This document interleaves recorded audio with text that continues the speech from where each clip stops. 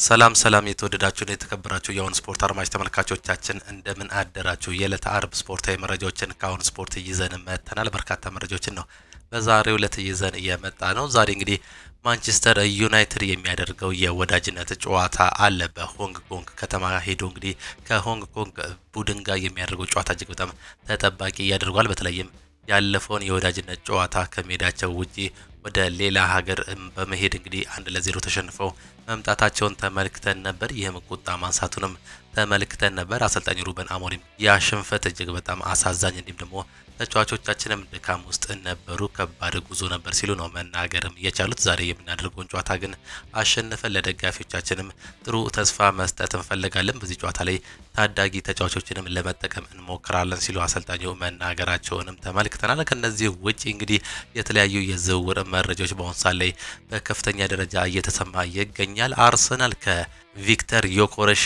ውጪ እንግዲህ ቤንጃሚን ሴስኮ ላይ እያማተረ እንደሆነ ነው መረጃዎች እየወጡ የሚገኙት። ቤንጃሚን ሴስኮ አሁንም ቢሆን አሰልጣኝ ሚኬል አርቴታ የግላቸው ለማድረግ ከፍተኛ ጥረት በማድረግ ላይ መሆናቸውን ትላንትና ፋብሪዚዮ ሮማኖ እየገለጸም ይገኛል። ሌሎችም ተጫዋቾችንም እየተመለከቱ ነው የሚገኙት። ሊያም ዴላፕም ቼልሲን ምርጫው ማድረጉን በትላንትናው ዕለት ዘአትሌቲክስ እንዲሁም ደግሞ ዴቪድ ኦርነስቲን እያረጋገጡት ጉዳይ ነው። ምንም እንኳን ማንቸስተር ዩናይትድ ይህን ተጫዋች ፈላጊ ቢሆንም እሱ ግን ቻምፒየንስ ሊግ ምርጫው ማድረጉን ተከትሎ ወደ ስታንፎርድ ብሪጅ ለማቅናት ፈቃድ ማሳየቱ ነው በትላንትናው ዕለት ይፋ የተደረገው። ይህም ተጫዋች ወደ ቼልሲ የሚያደርገው ጉዞ እንግዲህ በግል ስምምነት ጉዳይ መስማማታቸው የተገለጸ ሲሆን ከኢፕስዊች ጋር ደግሞ ንግግር ለማድረግ ቀነ ቀጠሮ ለመያዝ እቅድ መያዛቸውን መረጃዎች እየወጡ ይገኛሉ። እነዚህና ሌሎች በርካታ መረጃዎችን ነው የምናጋራችሁ። ከነዚህም በተጨማሪ በኢትዮጵያ ፕሪሚየር ሊግ የተደረጉ ጨዋታዎች አሉ። እሱንም በማስቀደም ነው የምንጀምረው።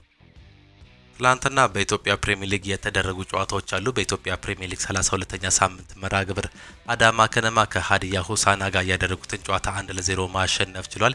የአዳማ ከነማን የማሸነፊያ ግብ በረከት ወልደ ጊዮርጊስ በራሱ ላይ ከመረብ ማስቆጠርም ችሏል። አዳማ ከነማ ተከታታይ ሁለተኛ ድሉን ያሳካ ሲሆን ሀዲያ ሆሳዕና ለተከታታይ 3 ጨዋታዎች 3 ነጥብ ሳያሳካም ቀርቷል። የሊጉ የደረጃ ሰንጠረዥ ምን ይመስላል የሚለውን ስንመለከት ሀዲያ ሆሳዕና በ43 ነጥብ 6ኛ ደረጃ ላይ የተቀመጠ ሲሆን አዳማ ከነማ በ32 ነጥብ 16ኛ ደረጃ ላይ መቀመጥ ችሏል። ቀጣይ መርሃ ግብራቸውን ስንመለከት ሰኞ አዳማ ከነማ ከባህር ዳር ጋር ሲጫወቱ፣ ሐሙስ ዕለት ደግሞ ሀዲያ ሆሳዕና ከመቻል ጋር የሚያደርጉት ጨዋታ ይጠበቃል። ሌላኛው ኢትዮጵያ ቡና ከወልዋሎ ጋር ያደረገውን ጨዋታ በአቻ ውጤት ማጠናቀቅ ችሏል። በኢትዮጵያ ፕሪሚየር ሊግ 32ኛ ሳምንት መርሃ ግብር ኢትዮጵያ ቡና ከወልዋሎ አዲግራት ጋር ያደረጉትን ጨዋታ 0-0 በሆነ አቻ ውጤት ማጠናቀቅ ችሏል። ቡናሞቹ ከ5 ተከታታይ የኢትዮጵያ ፕሪሚየር ሊግ ድል በኋላ ነጥብ ጥለው ወይም ደግሞ ተጋርተው መውጣትም ችሏል። ኢትዮጵያ ቡና በ55 ነጥብ ሁለተኛ ደረጃ ላይ መቀመጥ እየቻለ ሲሆን በአሁኑ ሰዓት ላይ የነጥብ ልዩነቱም ወደ 8 ከፍ ማለቱን ነው የተመለከትነው። ወልዋሎ አዲግራት ዩኒቨርሲቲ በ16 ነጥብ 18ኛ ወይም ደግሞ የሊጉን ግርጌ መያዝም ችሏል። ቀጣይ መርሃ ግብራቸውን ስንመለከት ሰኞ ዕለት አርባ ምንጭ ከነማ ከኢትዮጵያ ቡና ጋር ሲጫወቱ፣ ማክሰኞ ዕለት ድሬዳዋ ከነማ ከወልዋሎ አዲግራት ጋር የሚያደርጉት የ33ኛ ሳምንት የኢትዮጵያ ፕሪሚየር ሊግ ተጠባቂ ናቸው። ሌላኛው ሶስተኛው ጨዋታ ኢትዮ ኤሌክትሪክ ድል ያደረገበትን ጨዋታ ነው የተመለከትነው። በኢትዮጵያ ፕሪሚየር ሊግ 32ኛ ሳምንት መርሃ ግብር ኢትዮ ኤሌክትሪክ ከወላይታ ዲቻ ጋር ያደረጉትን ጨዋታ 1-0 በሆነ ጠባብ ውጤት አሸንፏል። የኢትዮ ኤሌክትሪክን የማሸነፊያ ግብ ቴዎድሮስ ታፈሰ በራሱ ላይ ከመረብ ማሳረፍም ችሏል። ኢትዮ ኤሌክትሪክ ከ5 ጨዋታዎች በኋላ 3 ነጥብ ማሳካት ችሏል። የሊግ የደረጃ ሰንጠረዥ ምን ይመስላል የሚለውን ስንመለከት ወላይታ ዲቻ በ42 ነጥብ 7ኛ ደረጃ ላይ የተቀመጠ ሲሆን ኢትዮ ኤሌክትሪክ በ37 ነጥብ 13ኛ ደረጃ ላይ መቀመጥ ችሏል። ትላንትና 2 ኦንጎሎች ወይም ደግሞ በራሳቸው የተቆጠረው ጎሎችን መመልከት የቻልንበት የኢትዮጵያ ፕሪሚየር ሊግ ነው። ቀጣይ መርሃ ግብራቸውን ስንመለከት በ33ኛ ሳምንት የሚያደርጉት ጨዋታ ረቡዕ ዕለት ፋሲል ከነማ ከወላይታ ዲቻ ጋር የሚጫወቱ ሲሆን ረቡዕ በተመሳሳይ ኢትዮ ኤሌክትሪክ ከኢትዮጵያ ንግድ ባንክ ጋር የሚያደርጉት የ33ኛ ሳምንት የኢትዮጵያ ፕሪሚየር ሊግ ተጠባቂም ናቸው። ከ30 በላይ ክለቦች ሮናልዶን እንደጠየቁት ትላንትና የወጡ መረጃዎች ያሳያሉ። የአልናስሩ ስፖርቲንግ ዳይሬክተር እንደተናገረው ከሆነ ክለቡ ክሪስቲያኖ ሮናልዶን ለማቆየት ጥረት እያደረገ መሆኑን ገልጿል። ሮናልዶን ውል ለማራዘም እየተደራደርን ነው ያሉት ኃላፊው የሮናልዶ ውል እስከሚጠናቀቅ ገና 1 ወር አለን በማለት ነው መናገር የቻሉት። እሱን ለማቆየት እየሰራን ነው፣ ስለዚህ ከኛ ጋር ይቆያል ሲሉ ጨምሮ መናገርም ችሏል። በርካታ ክለቦች ሮናልዶን ለማስፈረም ፈልገዋል። ከ30 በላይ ክለቦች ይፈልጉታል። ማንኛውም ክለብ እሱ ቡድን ውስጥ እንዲኖር ይፈልጋል ሲል ነው በርናንዶ ሄሮ ስፖርቲንግ ዳይሬክተሩ መናገር የቻለው። በአሁኑ ሰዓት ላይ አዲስ ውል አለመፈረም ተከትሎ ምናልባትም ወደ አል ሂላል ይሄዳል የሚሉ በርካታ መረጃዎች እየወጡ ይገኛሉ። ክርስቲያኖ ሮናልዶ ምናልባትም በአሁኑ ሰዓት ላይ በዓለም ክለቦች ዋንጫ የመጫወት ፍላጎት መኖሩን ተከትለው ይህን ተጫዋች እንግዲህ የግላቸው ለማድረግ በአሁኑ ሰዓት ላይ በርካታ ክለቦች እየፈለጉት ይገኛሉ። አልናስር ግን ይህን ተጫዋች ዳግም እንግዲህ ለ2 ወይም ደግሞ ለ3 ዓመታት እዛው ለማቆየት ፍላጎት አለው። ምንም እንኳን 3 ዓመታት የመፈረም ወይም ደግሞ የመቆየት እድል ባይኖረው እንኳን ለተጨማሪ 1 ዓመታት እዛቸው በሳውዲ ሊግ በአልናስር እንዲቆይ ፍላጎት እንዳላቸው ስፖርቲንግ ዳይሬክተሩ ጨምሮ መናገርም ችሏል። በትላንትናው ዕለት በሰጠው ጋዜጣዊ መግለጫ አርሰናል ተጫዋች ለማስፈረም ከጫፍም ደርሷል። የሰሜን ለንደን ክለብ አርሰናል የማርቲን ዙቢሜንዲን ዝውውር ለማጠናቀቅ የመጨረሻ ምዕራፍ ላይ እንደሚገኝ ነው የተገለጸው። መድፈኞቹ አሁን ላይ የተጫዋቹን ዝውውር ለማጠናቀቅ የቪዛ ሕክምና ምርመራውን ለማድረግ ዝግጅት መጀመራቸው ነው የተገለጸው። አርሰናል አስፈላጊ ሁኔታዎችን መስመር ካስያዙ በኋላ ዝውውሩን በይፋ ያሳውቃሉ ተብሎም ይጠበቃል። አርሰናሎች ማርቲን ዙቢሜንዲን ወደ ስብስባቸው እንደሚቀላቀሉ እርግጠኛ መሆናቸው ነው የተገለጸው። ማርቲን ዙቢሜንዲ የአርሰናል የዝውውር የመጀመሪያ ፈራሚ እንደሚሆን ለክለቡ ቅርብ የሆኑ ምንጮች አረጋግጠዋል። አርሰናል በቀጣይ ተጫዋቹ በሪያል ሶሴዳድ ያለውን 60 ሚሊዮን ዩሮ ውል ማፍረሻም ይከፍላሉ ነው የተባለው። አርሰናል የባየር ሙኒኩን የክንፍ መስመር ተጫዋች ሌሮይ ሳኔን የማስፈረም እንቅስቃሴ እያደረገ ይገኛል ሲል ዘ ታይምስም ዘግቧል። በዚህ ሳምንት ከአርሰናል ተደጋጋሚ ስሙ እየተነሳ ያለው ሌሮይ ሳኔ በአሁኑ ሰዓት ላይ እውነት መረጃዎቹ መሬት ከረገጠ ሌሮይ ሳኔ በዚህ ሰዓት ላይ ለአርሰናል የሚያስፈልግ ተጫዋች ነው ተብሎ እንደሚታመን ነው እየተገለጸ የሚገኘው። በተለይም በክንፍ በኩል እነ ሊያንድሮ ትሮዛርድ እና ጋብሪኤል ማርቲኔሊ ለመተካት እንደዚህ አይነት ተጫዋች ለማምጣት ፍላጎት እንዳላቸው መረጃዎች እየተገለጹም ነው የሚገኙት። ሌላኛው ቶማስ ፓርቴ እንዲሁም ደግሞ አርሰናል በኮንትራት ማራዘሚያ ላይ በቃል ስምምነት መድረሳቸው ነው የተገለጸው። የውል ማራዘሙ ይፋ እንዲሆን አንዳንድ ያልተጨረሱ ነገሮች ሲጨርሱ ይፋ ይደረጋልም ሲል ሳሚ ሞክቤል በትላንትናው ዕለት ሪፖርት ዘገባውም አሳይቷል። ይህ ተጫዋች በአሁኑ ሰዓት ላይ በአርሰናል የመቆየት ፍላጎቱ ከፍተኛ መሆኑ ነው የተገለጸው። ምንም እንኳን ባለፈው ዓመት ከአርሰናል ይለቃል ተብሎ የተገመተው ተጫዋች በዚህ ዓመት እጅግ በጣም ድንቅ አቋሙን በማሳየት የአርሰናል እንዲሁም ደግሞ የመሃል ሜዳው ሞተር የሆነው ቶማስ ፓርቴ እጅግ በጣም ድንቅ አቋሙን በአርሰናል ቤት ማሳየትም ችሏል። ይህን ተከትሎ አርሰናሎች የግላቸው እዚህ እንዲቆይ ፍላጎታቸው ከፍ ማለቱ ነው የተገለጸው። አሰልጣኝ ሚኬል አርቴታም እሱን ለማቆየት ከፍተኛ ጥረትም ያደርጋሉ።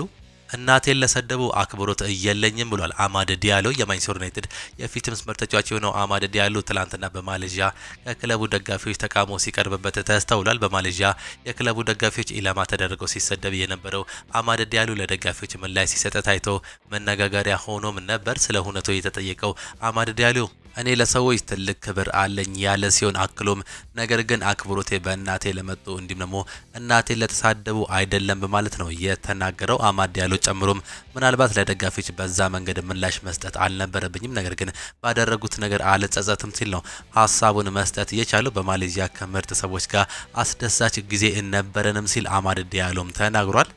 የማንቸስተር ዩናይትድ አጥቂ አማድ ዲያሎ ስለ ቡድን አጋሩ አሌሃንድሮ ጋርናቾ አዎንታዊ መግለጫም ነው የሰጠው። አማድ ዲያሎ እንደተናገረው አሌሃንድሮ ጋርናቾ በጣም ጥሩ ተጫዋች ነው፣ እንዲሁም ደግሞ ቡድኑን እንደዚህ ያሉ ተጫዋቾች እንደሚፈልግ አውቃለሁ ሲል ነው የተናገረው። ከጋርናቾ ጋር ከሜዳ ውጪም ጥሩ ግንኙነት እንዳላቸው በመጥቀስ በሚቀጥለው የውድድር ዓመት ከሱ ጋር እንደሚሰሩ ተስፋ እንደሚያደርግም ነው የተገለጸው። በተጨማሪም ያለ አሌሃንድሮ ጋርናቾ ለቡድኑ ትልቅ ጉዳይ እንዳልሆነ እንዲሁም ደግሞ አሁን ላይ ሁሉም ነገር ጥሩ መሆኑን አማድ ዲያሎ በትላንትናው ዕለት ተጨማሪ ሀሳብም ነው የሰጠው። በርካታ ፈላጊዎች እንዳሉትም እየተገለጸ ይገኛል። በአርጀንቲናው የማንቸስተር ዩናይትድ የግራ መስመር አጥቂ አሌሃንድሮ ጋርናቾ ላይ በርካታ ክለቦች ፍላጎት ማሳየታቸው ተሰምቷል። ባለፈው ቀናት ፖርቹጋል አሰልጣኝ ሩበን አሞሪም አንተን ለማስፈረም የሆነ ክለብ እንድትመጣ በጸለይ የተሻለ ነው ካሉት በኋላ ፈላጊዎች መበረከታቸው ነው የተገለጸው። ከነዚህ መካከል የእንግሊዙ አስቶን ቪላ እንዲሁም ደግሞ የጣሊያኑ ናፖሊ ዋነኞቹ መሆኑ የተገለጸ ሲሆን ሌሎች ስማቸው ያልተጠቀሱ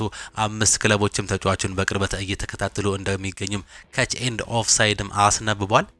የማንቸስተር ዩናይትድ የምልመላ ዳይሬክተር የሆነው ክሪስቶፈር ቪቬል የቤንጃሚን ሴስኮ አርናቂም ናቸው። ማንቸስተር ዩናይትዶች የአርቢ ሌፕዚግን ወጣት የመሃል ሜዳ አጥቂ የሆነውን ቤንጃሚን ሴስኮን የማስፈረም ፍላጎት እንዳላቸው በአሁኑ ሰዓት የወጡ መረጃዎች ያሳያሉ። ስሎቬኒያው የ21 ዓመቱ ወጣት የመሃል ሜዳ አጥቂው ነው። በማንቸስተር ዩናይትድ የአጥቂ ራዳር ውስጥ የሚገኝም አጥቂ ነው። የማንቸስተር ዩናይትድ የምልመላ ዳይሬክተር ክሪስቶፈር ቪቬል ባለፈው ወር ወደ ጀርመን ባቀኑበት ወቅት ቤንጃሚን ሴስኮን ተመልክተውት እንደነበር መረጃዎችም ያሳያሉ። ከዚህ በፊት ቤንጃሚን ሴስኮ በወጣትነቱ 16 ዓመቱ እያለ ክሪስቶፈር ቪቬል ለኦስትሪያው ክለብ ሬድ ቡል ሳልስበርግ እንዲፈርም አድርጎት እንደነበር መረጃዎችም ያሳያሉ።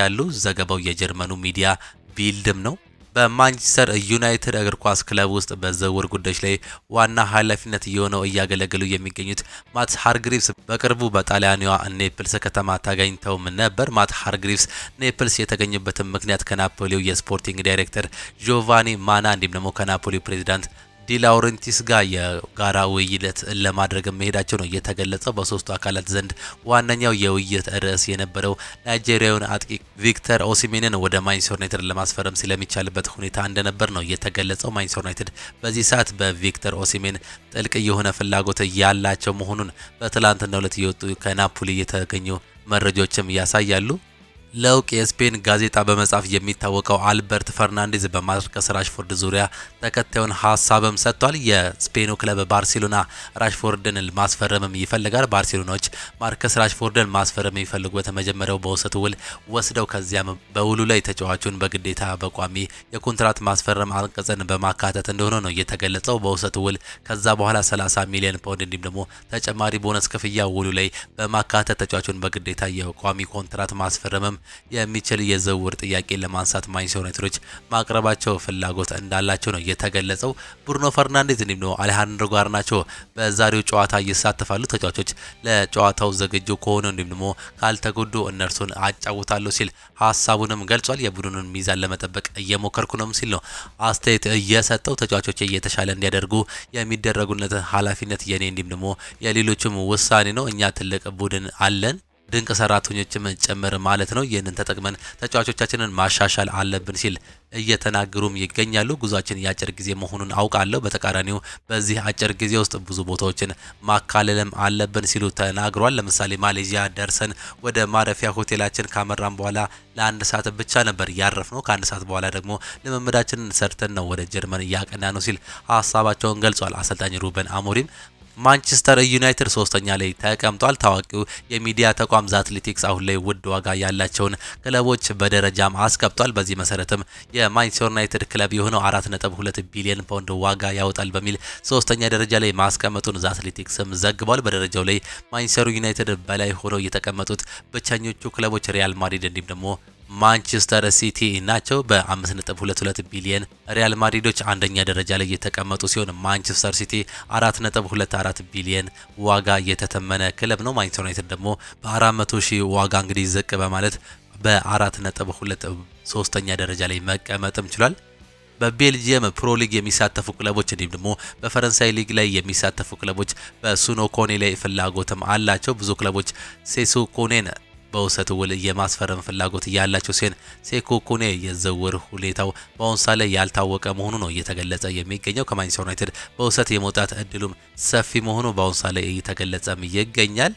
ባለፈው ክረምት የእንግሊዝ ክለብ ቼልሲ ከማንቸስተር ዩናይትድ በውሰት ውል እንዲሁም ደግሞ በ25 ሚሊዮን ፓውንድ ግዴታ ባለው ዝውውር ቋሚ በማድረግ ስምምነት ከማንቸስተር ዩናይትድ ተጫዋቹን ማስፈረማቸውን ይገለጻል። ጄደን ሳንቾን ማለት ነው። የእንግሊዙ ክለብ ቼልሲ ከጄደን ሳንቾ ጋር በዚህ ሲዝን በሊጉ ቶፕ ፎር ሆነው ማጠናቀቅ እንዲሁም ደግሞ በዩሮፓ ሊጉ በኮንፈረንስ ሊግ ዋንጫ ማሳካቱን ተመልክተናል። ቼልሲዎች ከሳንቾ ጋር አሪፍ የሆነ ግልጋሎት ባያገኙም ዝውውሩን ቋሚ ማድረግ ፍላጎት የላቸውም። ቼልሲ እንዲሁም ደግሞ ማንቸስተር ዩናይትድ በሳንቾ ዝውውር ዙሪያ ሲስማሙ ቼልሲዎች ተጫዋቹን በቋሚ ኮንትራት የሚያስፈርሙ ከሆነ 5 ሚሊዮን ፓውንድ ቅጣት እንደሚጠበቅባቸውም ይጠበቃል። ይህን ተከትሎ ቼልሲዎች እንዲህ የሳንቾን ዝውውር ቋሚ ከምናደርግ ይልቅ ለማንቸስተር ዩናይትድ 5 ሚሊዮን ፓውንድ ክፍያ ብንከፍል ይሻላል እያሉ ይገኛሉ ሲል ትላንትና የወጡ የቼልሲ ጥብቅ መረጃዎች ያሳያሉ። ማርከስ ራሽፎርድ ደሞዙን ቀንሶ የስፔኑ ክለብ ባርሴሎናን ለመቀላቀል ወስኗል ሲል አንድ መረጃን ማጋራቱ ነው የተገለጸው። ለባርሴሎና ቅርብ የሆነው እውቁ ጋዜጠኛ ቶኒ ጁዋን ማርከስ ራሽፎርድ በባርሴሎና ቤት ቀጣይ የውድድር ዘመን የምንመለከተው ይሆናል ሲል ነው በእርግጠኝነትም የተናገረው።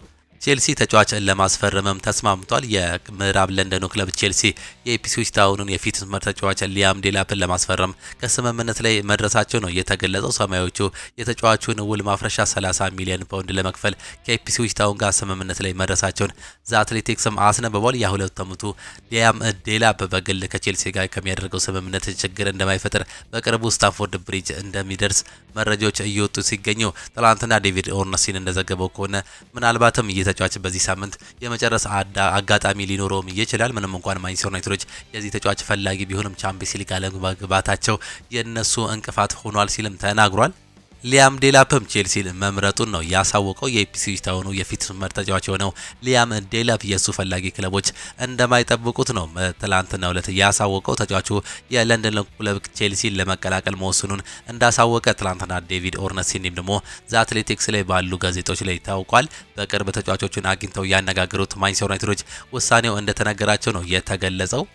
በተጨማሪም ኒውካስል ዩናይትድን ጨምሮ ሌሎች 5 ክለቦች የተጫዋቹ ፈላጊ ቢሆንም እነዚህ ክለቦች ጋር መሄድ ፍላጎት እንደሌለው ነው የተገለጸው። ተጫዋቹ በቀጣይ ቼልሲን ለመቀላቀል በግል ጉዳዮች ላይ የውል ማፍረሻ ክፍያ ንግግር እንደሚጀምር የተገለጸ ሲሆን በአሁኑ ሰዓት ላይ ሙሉ ስምምነት ላይ መድረሳቸው ነው በትላንትናው ምሽት ዘ አትሌቲክስ ጋዜጣ ያሳወቀው። ኤንዞ ማሬስካ ስለ ጄደን ሳንቾ ቆይታም ይናገራሉ። ካሁን በኋላ ቁጭ ብለን ስለ ቀጣዩ የምነጋገር ይሆናል። በሊጉ 4ኛ ሆነን ብንጨርስም በሳንቾ ድጋፍ ነው። በምሽቱም ጨዋታ በሳንቾ እርዳታም ይህን ነገር ማድረግም ይችላል። በዚህ ሲዝን ዝቅታ እንዲም ደግሞ ከፍታ ማስተናገድ ኖርማል ነገር ነው። የጨዋታው አንድ አካል እንደሆነ እናውቃለን። በዚህም ቁጭ ብለን የምንወያይ ይሆናል ሲሉ አሰልጣኙ ስለ ጄደን ሳንቾ ተናግሯል። አብዛኛው የቼልሲ ደጋፊዎች ጄደን ሳንቾ በስታንፎርድ ብሪጅ እንዲቆይ እንደሚፈልጉ የተገለጸ ሲሆን አሰልጣኙም እንደተናገሩት ከሆነ ደጋፊዎች ይህን ተጫዋች ይፈልጉታል ብዬ አስባለሁ። በ25 ሚሊዮን ዩሮ እንደ ሳንቾ አይነት የመስመር አጥቂ የትም አይገኝም። ይህን ነገር እድላችንን ለመጠቀም እንሞክራለን ሲሉ ነው አንዳንድ አስተያየቶች በተለያዩ ሚዲያዎች ላይ እየተገለጸ የሚገኘው።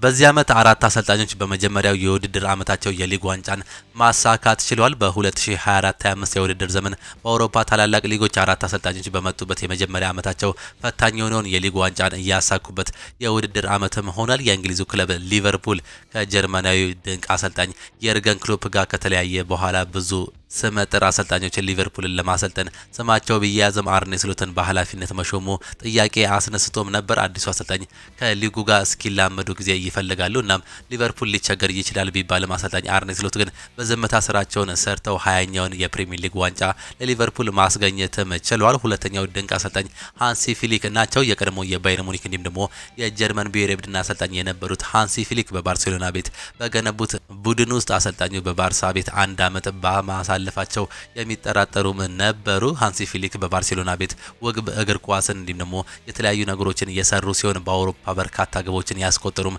ባርሴሎና በመጡበት ዓመት የላሊጋው ባለክብር አድርገውትም ሆኗል። ሌላኛው በመጀመሪያ ዓመታቸው ናፖሊን የስኩዴቶ ባለቤት ያደረጉት አንቶኒዮ ኮንቴ ናቸው። አንቶኒዮ ኮንቴ የኔፕልሱን ቡድን በታሪክ ለ4ኛ ጊዜ ስኩዴቶን እንዲያነሳ ሲያስችሉ እርሳቸው በመጡበት የውድድር ዓመት የሊግ ዋንጫ ያሳኩም አሰልጣኝ ናቸው። የባየር ሙኒክ አሰልጣኝ ቪንሴንት ኮምፓኒ በባየር ሙኒክ ቤት በመጀመሪያ ዓመቱ ቡንደስሊጋውን ማሳካት የቻለ ሲሆን በባየር ሙኒክ ቤት በጀርመን በባየር ሊቨርኩሰን የተወሰደበትን የበላይነት መመለስም እየቻለ አሰልጣኝ ነው። ሲጠቃለል አሰልጣኝ አርኔ ስሎት፣ ሃንሲ ፊሊክ፣ አንቶኒዮ ኮንቴ እንዲሁም ደግሞ ቪንሴንት ኮምፓኒ በመጀመሪያው የውድድር ዓመታቸው በዚህ ዓመት ዋንጫ የሊጉን ዋንጫ ያሳኩ አሰልጣኝ መሆንም ታሪክ መስራትም ችሏል።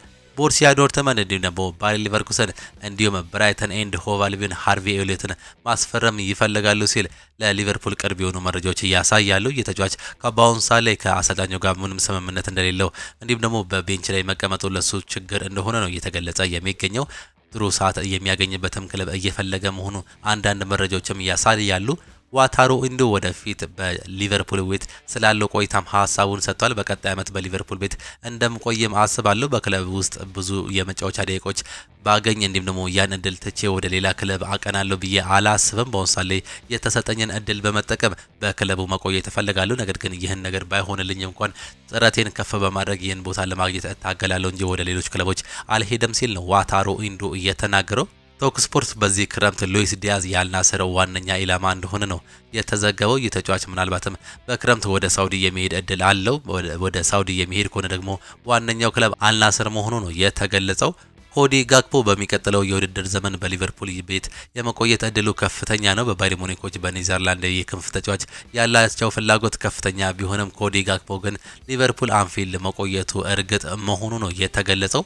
ፋብሪዚዮ ሮማኖ እንደተናገረው ከሆነ ማንቸስተር ሲቲ ለቲጃኒ ራንደርስ ደግሞ ሪያን ቸርኪ ኢላማ አድርገው የመጀመሪያ ንግግር ለመጀመር ንግግራቸውን ጀምረዋል ሲል ነው የተናገረው። የፍሎሪያን ዊርትዝ ስምምነት ከተቆረጠ በኋላ ከሞርጋን ጊብስ ዋይት ጋር የዝርዝር ንግግር ላይ ይገኛሉ። ሪያን ቸርኪ ደግሞ የማንቸስተር ሲቲ ፍላጎትን ያውቃል ሲል ነው የተናገረው።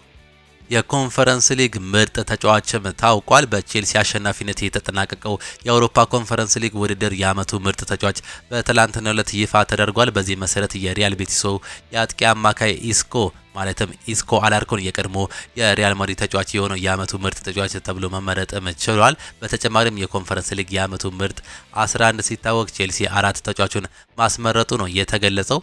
ኢንተር ሚላን ገቢው መጨመሩም ተነግሯል። የሻምፒዮንስ ሊግ ፍጻሜ ተፋላሚው ኢንተር ሚላን ከሻምፒዮንስ ሊጉ የሚያገኘው ገንዘብ ከፍተኛ መሆኑ ነው የተገለጸው። ኢንተር ሚላን ለፍጻሜ መድረሱን ተከትሎ ገቢው ባለፈው ዓመት ካገኘው 72 ሚሊዮን ዩሮ ወደ 137 ሚሊዮን ዩሮ ከፍ ማለቱም ተገልጿል። ኢንተር ሚላን በፍጻሜው ጨዋታ የሚያገኘው ከሆነ ከዚህ በላይ ከፍ ሊል ወደ 43 ሚሊዮን ፓውንድ ከፍ ሊል እንደሚችል ነው የተገለጸው። ኢንተር ሚላን በተጨማሪ በዓለም ክለቦች ዋንጫ ውድድር ተሳታፊ መሆኑን ከፊፋ 24.3 ሚሊዮን ፓውንድ ዩሮ የሚያገኝም ይሆናል። የፓሪስ ከንቲባ በፍጻሜ ጨዋታ እንዳልተጋበዙም ነው መረጃዎች የሚያሳዩት። የፈረንሳይ ፓሪስ ከተማ ከንቲባ አና ሂዳልጎ ሙኒክ ላይ በሚካሄደው የአውሮፓ ቻምፒየንስ ሊግ ፍጻሜ እንደማይገኙም ተገልጿል። ከንቲባው ጨዋታውን እንዲታደሙ ከፒኤስጂ ወይም ደግሞ ከአውሮፓ እግር ኳስ ማህበር ግብዣ እንዳልቀረበላቸው ነው የተገለጸው። የከተማዋ ከንቲባ ከዚህ በፊት ፒኤስጂ ፓርክ ዲ ፕሪንስን ስቴዲየም ስለመልቀቅ እንዲያስብ ምክንያት እንደሆነ ሲዘገብም ነበር። ፒኤስጂ ፓርክ ዲ ፕሪንስን ስቴዲየም ለመግዛት ቢጠይቅም የፓሪስ ከተማ ምክር ቤት ስቴዲየሙ የከተማው ቅርስ ነው፣ ለሽያጭ አይቀርብም ማለቱ የሚታወስም ነው። ኤፍል ታወር በፒኤስጂ ቀለምም ይደምቃል። የፓሪሱ ኤፍል ታወር በቀዳሚው የሻምፒዮንስ ሊግ ጨዋታ ፍጻሜ ለፒኤስጂ ደጋፍ ለማሳየት በክለቡ ቀለማት እንደሚያሸበርቅ ነው የተገለጸው። በጨዋታው ወቅት የፒኤስጂ ተጫዋቾች ለማሟሟቅ ወደ ሜዳ ሲገቡ ኤፍል ታወር ቀይ ደግሞ ሰማያዊ ቀለም እንደሚያበራ ነው እየተገለጸ የሚገኘው። በጨዋታው ፒኤስጂ ግብ ባስቆጠረ ቁጥር ኤፍል ታወር መብራቱን በማብራት እንደሚታይ የተገለጸ ሲሆን በተጨማሪም አርብ ምሽት በኤፍል ታወር ፓሪስ እንደምትደምቅ መረጃዎችም ያሳያሉ። ዣን ፔሮ ጋስፔሪኒ ሮማን በኃላፊነት ሊረከቡ ነው። ጣሊያናዊ አሰልጣኝ ዣን ፔሮ ጋስፔሪኒ የሴሪያው ክለብ ሮማ በኃላፊነት ሊረከቡ መሆኑ ነው የተገለጸው። አሰልጣኝ ዣን ፔሮ ጋስፔሪኒ ከአታላንታ ከ9 ዓመታት በኋላ መለያየታቸው ይታወሳል። አሁን ላይ አሰልጣኝ አልባ ሆነው ሮማ አሰልጣኝ ዣን ፔሮ ጋስፔሪኒን በኃላፊነት ለመሾም ከጫፍ መድረሳቸው ነው የተገለጸው። የሮማው አሰልጣኝ ክላውዲዮ ራኒሪ ሮማን እስከ ውድድር ዓመቱ መጨረሻ መምራታቸው የሚዘነጋ ጉዳይ አይደለም። የ73 ዓመቱ አሰልጣኝ ክላውዲዮ ራኒሪ በቀጣይ በሮማ የስፖርቲንግ ጉዳዮች አማካሪ በመሆን በሌላ ኃላፊነት የሚቀጥሉም ይሆናል። አሰልጣኝ ክላውዲዮ ራኒሪ የሮማ አሰልጣኝ ሹመትም በእሳቸው እንደሚሆን ሲገለጽ ሌሎች መረጃዎችም ተያይዘውም ወጥቷል። ባየር ሙኒክ ተጫዋችም ማስፈረም ችሏል። የጀርመኑ ክለብ ባየር ሙኒክ የመጀመሪያ ተጫዋቾችን በይፋ ማስፈረም ችሏል። ባየር ሙኒክ የባየር ሌቨርኩሰኑን የተከላካይ ስፍራ ተጫዋች ጆናታን ታህን ማስፈረማቸው በይፋ ማስታውቋል። የ29 ዓመቱ ጀርመናዊ ተከላካይ ጆናታን ታህ በባየር ሙኒክ ቤት እስከ 2029 የሚያቆየውን የ4 ዓመት ውል መፈረምም ችሏል። ባየር ሙኒክን በመቀላቀል ደስተኛ ነኝ፣ ተጨማሪ ዋንጫዎችን ለማሸነፍ ቡድኑን ለመርዳት ጠንክሬ እሰራለሁ ሲል ጆናታን ታህ ከፊርማው በኋላ ሀሳቡንም ሰጥቷል። የባርሴሎና ስፖርቲንግ ዳይሬክተር ዴኮ በትላንትናው ዕለት ከማርከስ ራሽፎርድ ወኪል ጋር ተገናኝቶ ውይይት ማድረጉ የተገለጸ ሲሆን የስፔኑ ኃያል ክለብ ባርሴሎና ማርከስ ራሽፎርድን የማስፈረም ፍላጎትም አላቸው። ባርሴሎናዎች ማርከስ ራሽፎርድን ከማንቸስተር ዩናይትድ ለማስፈረም ያሰቡትን መጀመሪያው በውሰት ውል ከዛ በኋላ ደግሞ በቋሚነት ኮንትራት የማስፈረም የሚል እቅድ ያካተተ የዝውውር ጥያቄ ለማቅረብ ፍላጎት እንዳላቸው መረጃዎችም ያሳያል። ኦማር ቤራዳ ሀሳቡንም ይሰጣል። አሁን እኛ ጠንክረን ሰርተን ክለቡን ወደ ቀድሞ ዝናው መመለስ ይኖርብናል፣ ዳግም እናደርጓለን። እየመጣ ያለው መልካም ነገር ለመስራት በጣም እጓግቻለሁ ሲል ስፖርቲንግ ዳይሬክተር እንዲሁም ደግሞ የማንቸስተር ዩናይትድ ዋና ስራ አስኪያጅ የሆነው ኦማር ቤራዳ ሀሳቡንም ይሰጣል። ማቲያስ ኩኛ በሊጉ ታሪክ በአንድ የውድድር ዓመት በርካታ ግቦችን ማስቆጠር የቻለ ቀዳሚው ብራዚላዊ ተጫዋች መሆኑን በዚህ ዓመት አስመስክሯል። ኩኛ በዚህ የውድድር ዘመን 15 ግቦችን በሊጉ ሲያስቆጥር ከእርሱ በላይ በአንድ የውድድር ዘመን በርካታ ግቦችን ማስቆጠር የቻለ ብራዚላዊ ተጫዋችም የለም። ከእርሱ በተመሳሳይ የመድፈኞቹ የፊት መስመር ተጫዋች የሆነው ጋብሪኤል ማርቲኔሊ እንዲሁም ደግሞ የሊቨርፑል የቀድሞ ተጫዋች ሮበርቶ ፈርሚኒዮ በአንድ የውድድር ዓመት 15 ግቦችን በማስቆጠር ከኩኛ ጋር ቀዳሚ መሆናቸው ይገለጻል። ተጫዋች በማንቸስተር ዩናይትድ ምን ይሰራል የሚለው ካሁኑ እየተጠበቀም ይገኛል። አሰልጣኝ ሩበን አሞሪም ስለ ማቲያስ ኩኛም ይናገራሉ። በዚህ ጉዳይ ላይ መጠበቅ አለባቸው። አሁን ላይ ምንም ነገር ላደርግላችሁ አልችልም፣ ምንም ዜናም የለኝም። ሆኖም የሚፈጠረውን አብረን እንመለከታለን፣ የተወሰኑ ለውጦች ይኖራሉ ሲል ተናግሯል። በቀጣይ ተጫዋቾች በደንብ የጨዋታ ሰዓት ያገኛሉ። እርሱ በዛሬው ጨዋታ ላይ ጥሩ ሰርቷል ሲሉም ነው የተናገሩት። ስለ ሴኖ ኮኔ ከትላንት በስቲያ በነበረው ጨዋታ ላይ ጨዋታውን ማሸነፍ አልፈለግንም ነበር፣ ሆኖም ለደጋፊዎቻችን መስጠት ያለብን ነገር ነበር ሲሉ ነው አሰልጣኝ ሩበን አሞሪም የተናገሩት። ሆኖም ለወጣት ተጫዋቾቻችን ጥሩ ልምድ ነው፣ እንዲሁም ደግሞ እነርሱ ራሳቸውን ለማየት እንደዚህ አይነት ጨዋታ እጅግ በጣም ትልቅ እድል ይሰጣቸዋል ሲል አሰልጣኝ ሩበን አሞሪም ከሽንፈቱ ጨዋታ በኋላ ተናግሯል። ሊቨርፑሎች በክለቡ ሪካርድ በሆነ ዋጋ ፍሎሪያን ዊርትዝን ካስፈረሙ በኋላ ፊታቸውን ወደ 9 ቁጥር አጥቂ ያዞራሉ ተብሎ ይጠበቃል። እኔም ደግሞ ዳርዊን ኑኔዝን ለመሸጥ ገንዘባቸውን ለማሰባሰብ መዘጋጀታቸው መረጃዎች እያሳዩ ይገኛሉ። ፍሎሪያን ዊርትዝ 29.1% ድምጽ በማግኘት የጀርመን ፕሮፌሽናል እግር ኳስ ተጫዋች ማህበር የቡንደስሊጋው የውድድር ዓመቱ ምርጥ ተጫዋች ተብሎ በድጋሚ መመረጡ የሚታወስ ጉዳይ ነው። ቶኒ ክሩስ በፍሎሪያን ዊርትዝ ባየር ሙኒክን ውድቅ ስለማድረጉ ሀሳቡንም ይሰጣል። ስለ ጉዳዩ አላውቅም ነበር። መጀመሪያ ላይ አንድ ሰው ባየር ሊቨርኩሰንን ለሊቨርፑል ውድቅ እንዳደረገ ሲጽፍ ማመን አልቻልኩም ነበር። በመጨረሻም እሱ ድንቅ ተጫዋች ነው፣ እናም በየትኛውም ቡድን ውስጥ ራሱን ማሳየት ችሎታ አለው ሲል ነው ቶኒ ክሩስ ስለዚህ ተጫዋች ሀሳቡንም እየሰጠው። ሊቨርፑል የምንጊዜም የዝውውር ሪካርድ በሚሰብር ሂሳብ ፍሎሪያን ዊርትዝን ለማስፈረም የሚፈልገውን ድርድርም ቀጥሏል ሲል ፖል ጆይስ ይዞት የወጣው መረጃም ያሳያል። ሜሎስ ኪርኪዝ ለሊቨርፑል ፕሮጀክት ተስማምቷል። በግላዊ ጉዳዮች ምንም ችግር የለበትም። ከሊቨርፑል ጋር የክለብ ለክለቦች ድርድር በፍሎሪያን ቪርትዝ ውዝ ላይ ተጠምዷል። ነገር ግን ከበርነማውዝ ጋር መደበኛ ግንኙነትም እንዳደረጉ ፋብሪዚዮ ሮማኖ እየተገለጸ ሲሆን ሜሎስ ኪርኪዝ ሌላኛው ደግሞ ወደ ሊቨርፑል የሚሄደው ተጫዋችም ይሆናል።